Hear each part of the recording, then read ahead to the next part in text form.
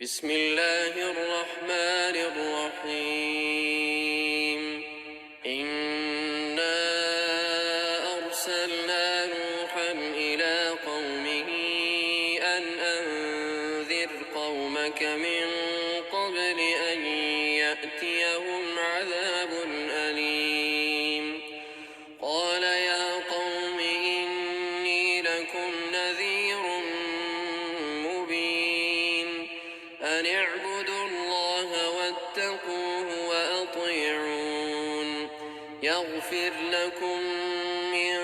ذنوبكم ويؤخركم إلى أجل مسمى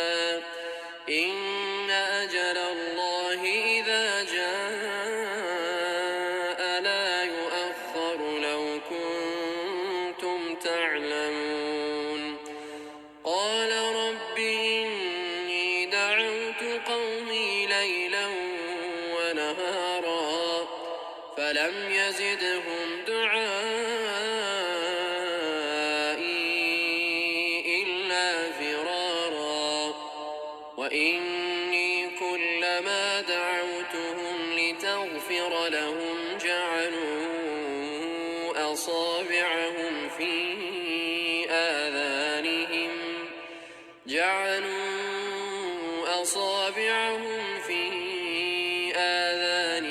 واستغشوا ثيابهم وأصروا واستكبروا استكبارا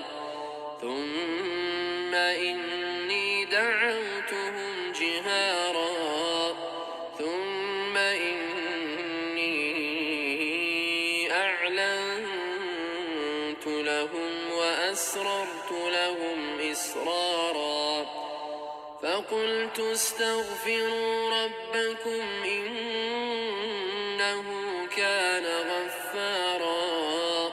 يرسل السماء عليكم مدرارا ويمددكم بأموال وبنين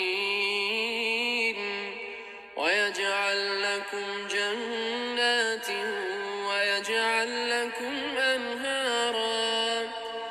ما لكم لا ترجون لله وقارا وقد خلقكم أطوارا ألم تروا كيف خلق الله 7 سماوات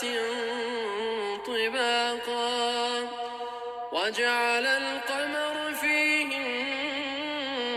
نورا وجعل الشمس سراجا والله أنبتكم من الأرض نباتا ثم يعيدكم فيها ويخرجكم إخراجا والله جعل لكم الأرض بساطا لتسلكوا منها سبلا فجاجا قال نوح رب إنهم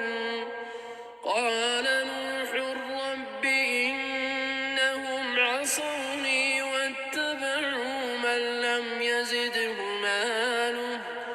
واتبعوا من لم يزده ماله وولده إلا خسارا ومكروا مكرا كبارا وقالوا لا تذرن